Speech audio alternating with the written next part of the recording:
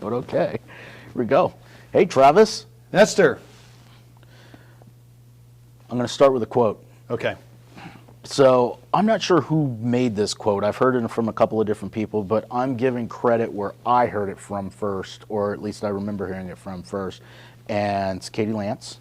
So done is better than perfect. And I actually got a little sticker from her the other day in the mail. She sent me a little sticker in the mail. It says done is better than perfect.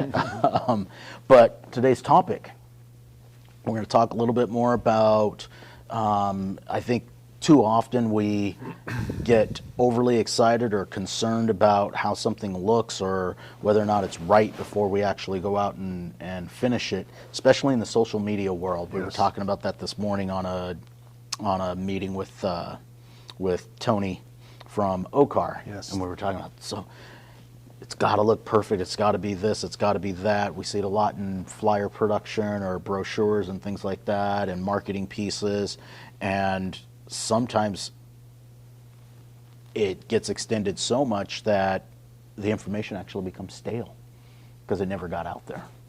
So that's today's topic. Yeah, no, I mean, it's a good one. I think it hits home. I think if we really reflect, all of us could say, oh yeah, no, I know what that is. Right. Whether we keep repeating it or not, you know, of procrastinating in the name of perfection. Right. That may be the case and may not, but I think we've all run into it in our careers and our lives. I had something I was going to say. Oh yeah, so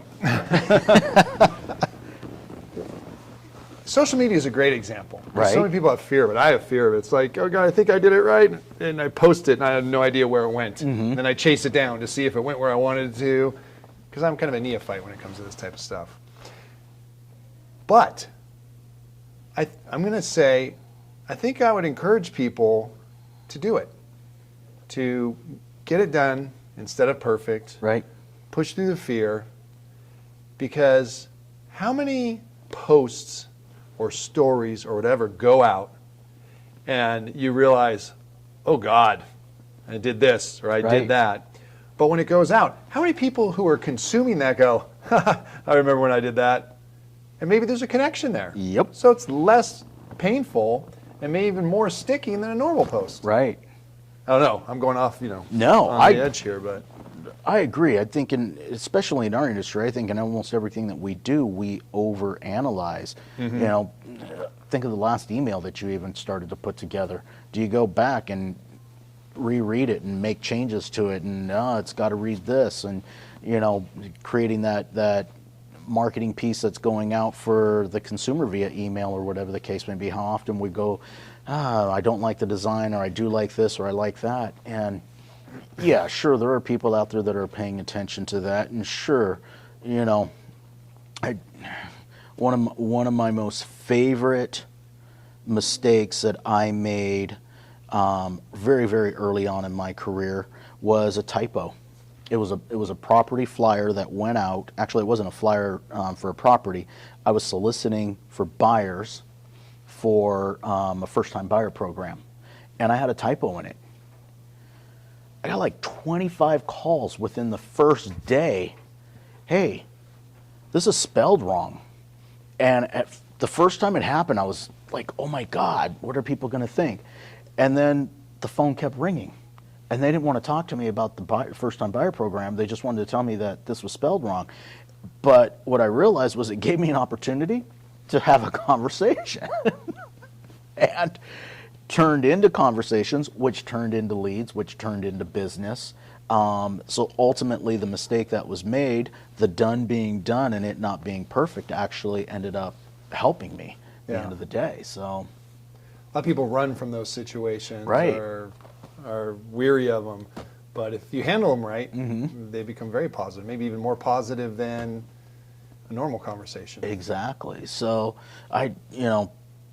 I look at it so often, and we were talking about social media, your question about the social media and people doing that. I look at it so often that right now especially, I feel like we're seeing less and less transparency when we should be seeing more and more transparency. That we forget that we're in the business of relationships and building relationships, and people want to see who we are and what we're about.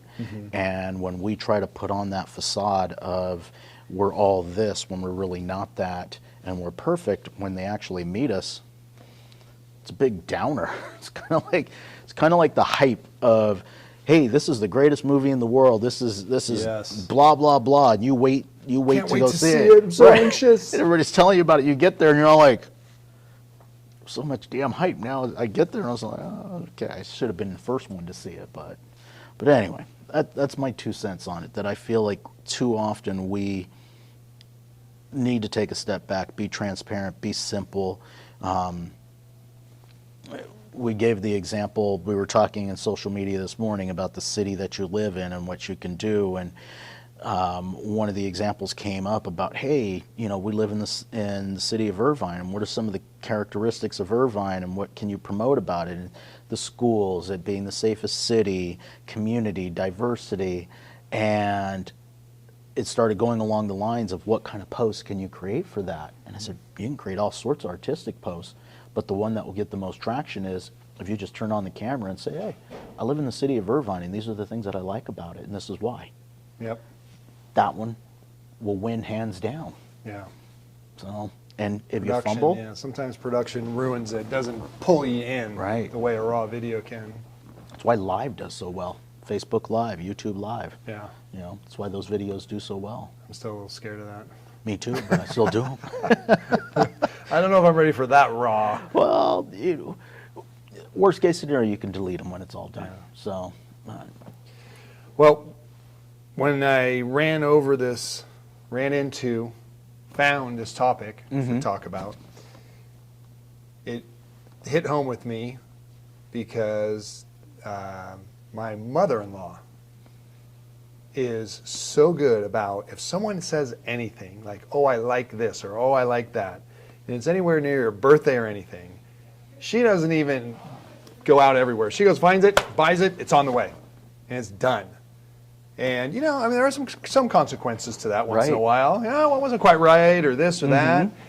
But I can analyze a purchase to death until it becomes a belated gift Right. instead of a gift on time, when I had plenty of time to get it done.